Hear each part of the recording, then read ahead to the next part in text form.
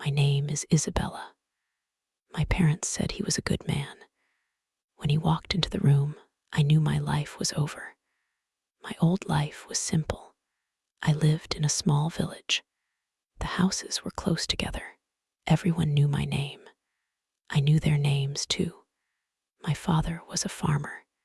He worked in the fields every day. My mother took care of our home. We had a small house. It was not big, but it was full of love. I had 2 younger brothers. They made a lot of noise, but I loved them. I had a dream. It was a small dream. I wanted to be a teacher. I wanted to teach the children in my village. I loved books. Books were my friends. They took me to different places. I wanted to give that gift to other children. My parents knew my dream. They said, "Isabella, you are smart. You can do anything." They worked hard to send me to the village school. I was so happy there. One evening, my parents called me. They looked very serious. My heart felt heavy. I knew something was wrong. My father did not look at me. My mother held my hand. Her hand was cold. "Isabella," she said, "a man wants to marry you." I did not understand. Marry me? I was only 18. I wanted to study more. I wanted to be a teacher. I said, "No, I don't want to get married." My father finally looked at me. His eyes were sad. "We have no choice," he said. "The crops were bad this year. We have no money. This man is rich. He is from a good family. He can help us. He can help your brothers." I felt a tear run down my face. "But I don't know him," I whispered. "He is a good man," my mother said again. "His name is Daniel. He lives in the city. He will give you a good life." A good life. What was a good life? Was it a big house and nice clothes? My life in the village was good. I had my family. I had my dreams. Now everything was going away. They were selling my dreams for money. I was angry, but I saw the sadness in my parents' eyes. They were not doing this to hurt me. They were doing this to survive. I looked at my small home. I thought about my brothers. Their future was important. I closed my eyes. I said, "Okay, I will do it." I never saw a picture of him. My parents only told me his name, Daniel. The name felt strange in my mouth. They said he was 30 years old. He was a businessman. His parents were friends with my grandparents long ago. That was the only connection. The day of the wedding came so fast. I did not want it to come. I wore a white dress. It was a beautiful dress. My mother made it for me, but I did not feel beautiful. I felt like a doll with no feelings. My friends from the village came. They looked happy for me. They did not know how I felt inside. I smiled for them, but my smile was empty. I stood in the small village church. I waited for him. I waited for the man named Daniel. People started to whisper. Then the door opened. A man walked in. He was tall. He wore a dark suit. He had dark hair and serious eyes. He did not smile. He walked to the front of the church. He stood next to me. He did not look at me. I could feel my heart beating so fast. It felt like a drum, a sad drum. This was him. This was Daniel, my husband. The ceremony was short. I said, "I do." My voice was small. I did not recognize my own voice.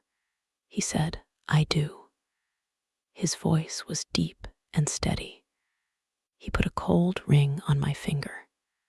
And just like that, I was married. I was Mrs. Isabella, but I was not me anymore.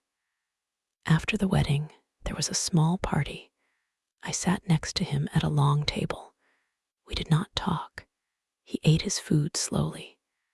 He looked at the people around us, but he never looked at me. I felt invisible. I felt like a ghost at my own wedding. My family tried to talk to him. He was polite. He answered their questions, but he did not say much. Then it was time to leave. I had to say goodbye to my family. This was the hardest part. I hugged my mother. She was crying. "Be happy, my child," she whispered. I hugged my father. He held me tight. "He will take care of you," he said. I hugged my little brothers. They did not understand. They just wanted me to stay. My heart broke into a million pieces. I got into a big black car. I had never been in such a car before. It was dark inside.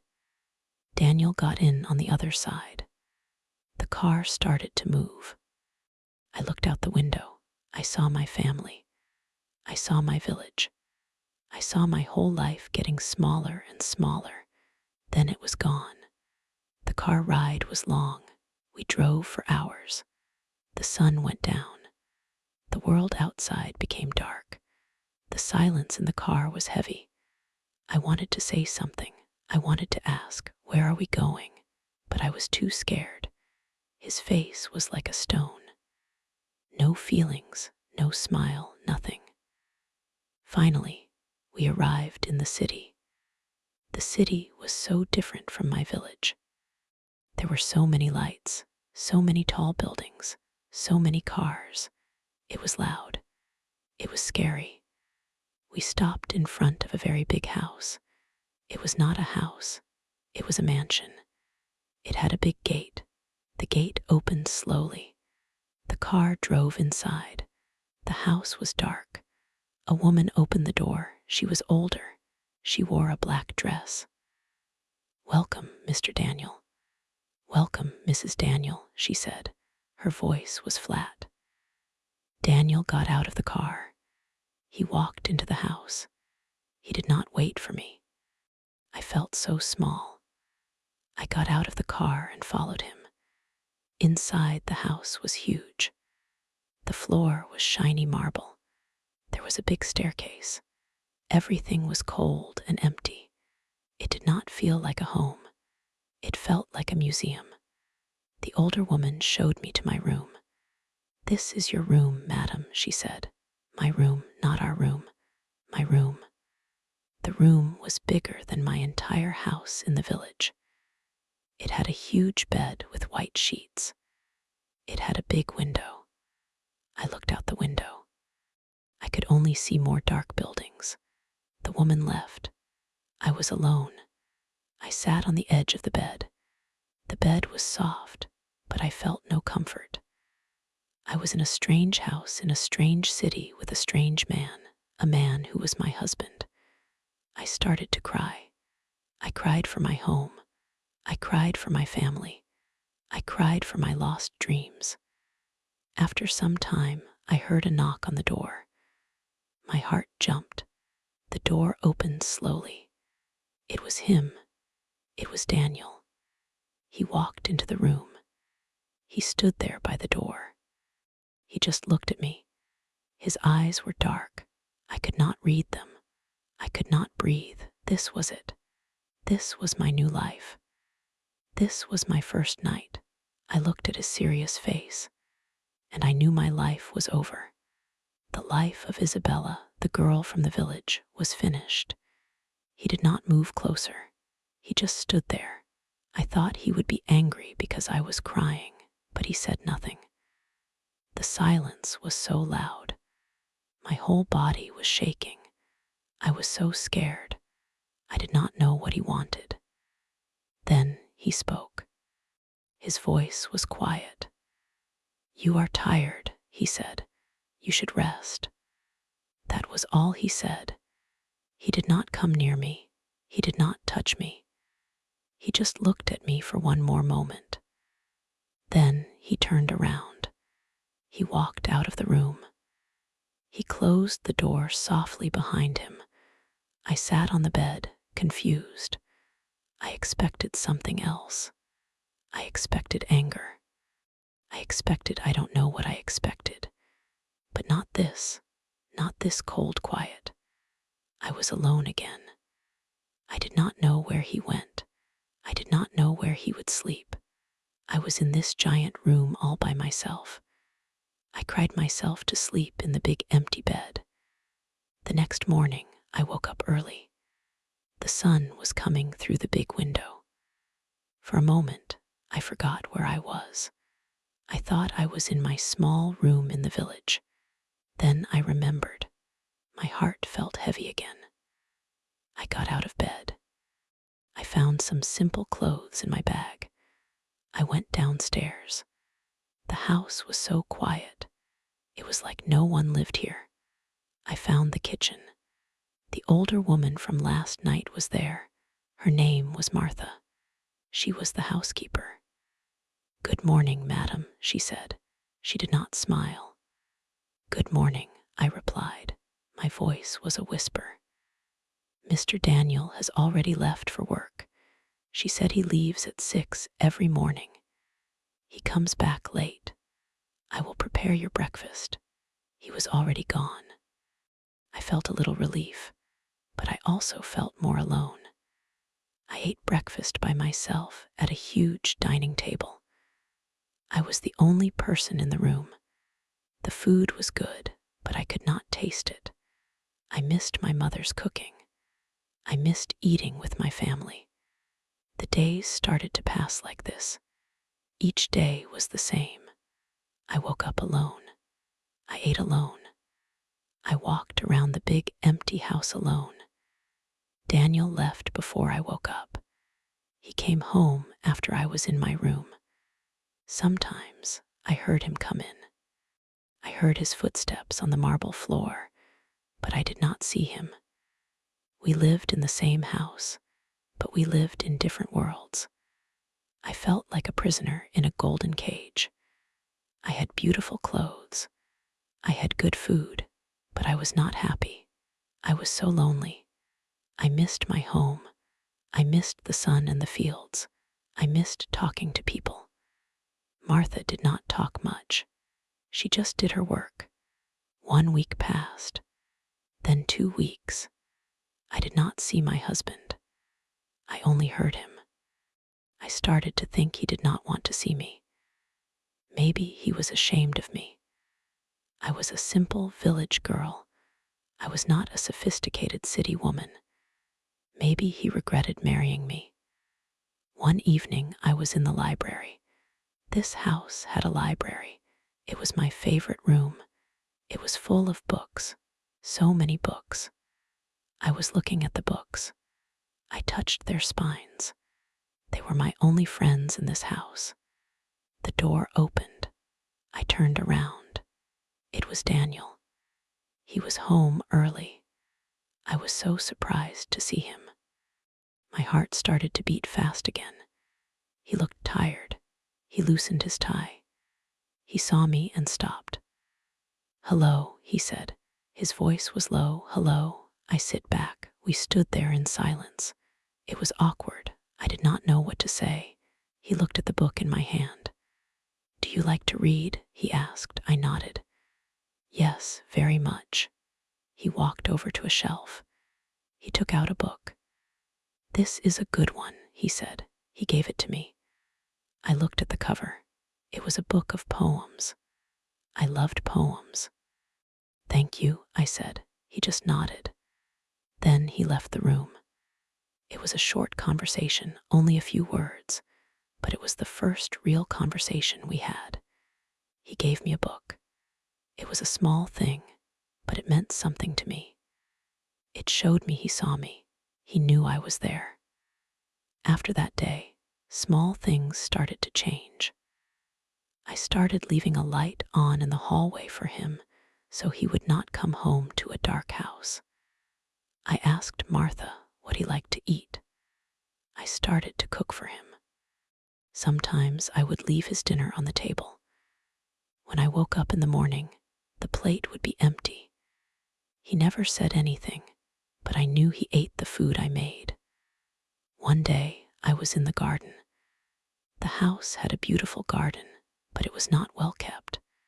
The flowers were dying. I loved flowers. In my village, I had a small garden. I decided to take care of this garden. I started to work in the garden every day. I pulled the weeds. I watered the plants. It was hard work. My hands got dirty, but I felt happy. I felt useful. I was creating something beautiful. One evening, Daniel came home and found me in the garden. The sun was setting. I did not hear him coming. "The garden looks nice," he said. I jumped. I turned around. He was standing there. He was watching me. "Thank you," I said. I felt my cheeks get warm. "I like gardening." "My mother loved this garden," he said. His voice was soft. He was looking at the roses. "She passed away a few years ago. After that, no one took care of it." It was the first time he told me something personal, something about his family. I saw a little bit of sadness in his eyes. For the first time, I saw him not as a scary stranger, but as a person with feelings, a person with a past. "I am sorry," I said. He looked at me. "Don't be. You are bringing it back to life." "Thank you." He stayed there for a few minutes. We watched the sunset together.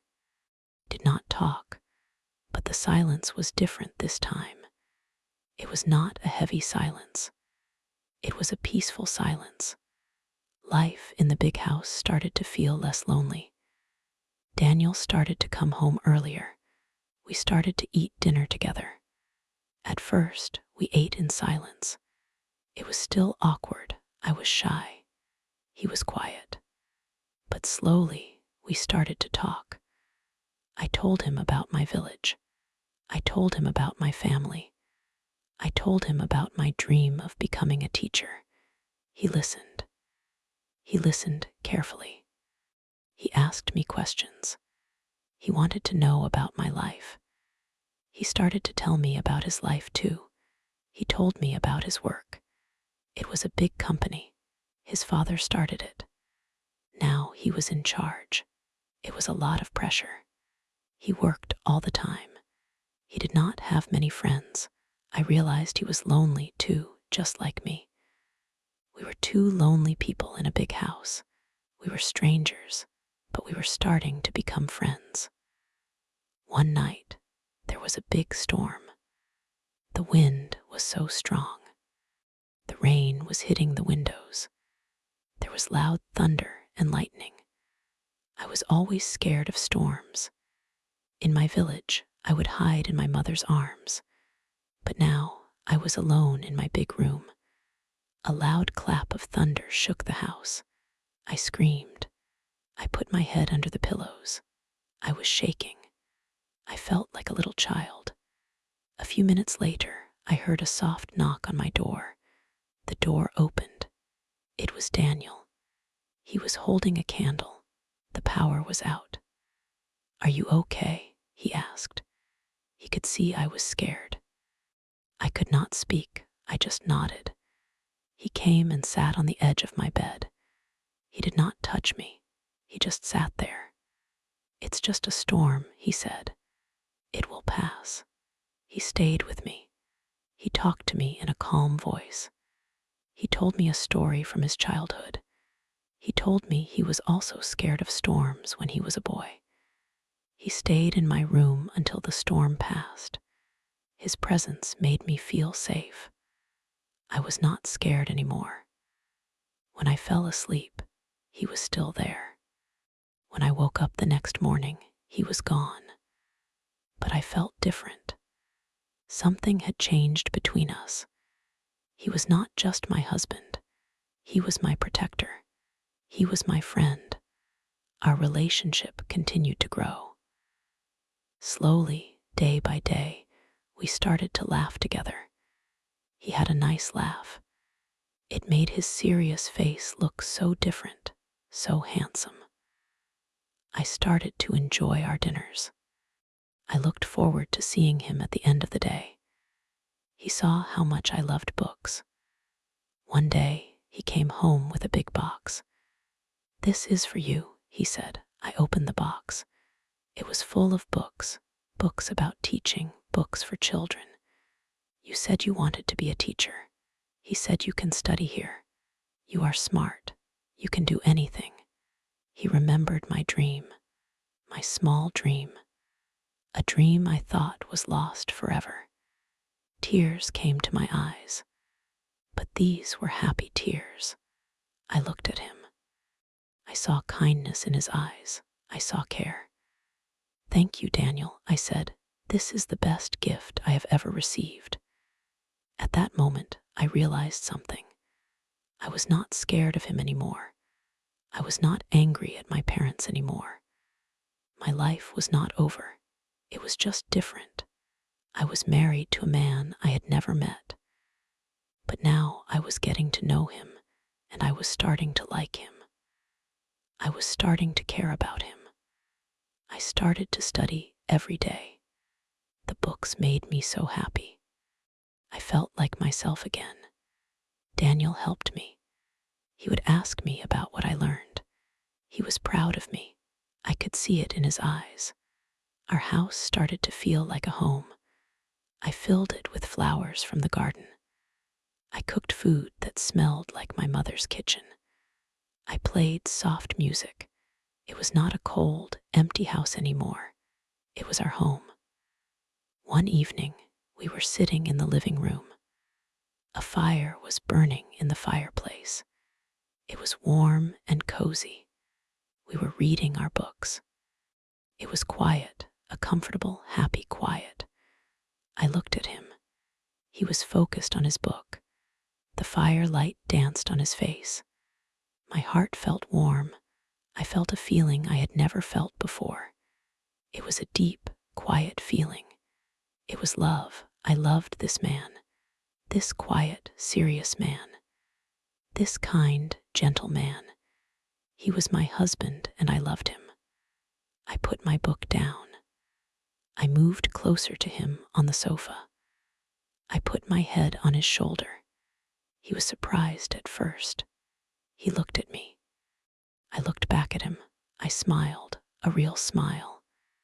He put his arm around me. He held me close. It felt right. It felt like I was finally home. "Isabella," he whispered my name. It sounded so beautiful when he said it. "Daniel," I said back. "I'm happy." "Me too," he said. And he kissed me. It was a soft, gentle kiss. It was not a kiss from a stranger. It was a kiss from my husband, my friend, the man I loved. My life did not end on my wedding day. A new life began. It was a difficult beginning. It was full of fear and loneliness, but I learned something. I learned that life can surprise you. I learned that love can grow in the most unexpected places. You just need to have a little patience. You need to have an open heart. My parents said he was a good man. They were right. He was a very good man. He was my good man. Sometimes we think our life is over. We think our dreams are lost. I felt that way too. Maybe you feel that way sometimes. It is okay to feel scared. It is okay to feel lost. But do not give up. Life has a funny way of working out. A scary new beginning can turn into a beautiful story. My story is a happy one, and I believe your story can be happy too. Just keep going. You can do this.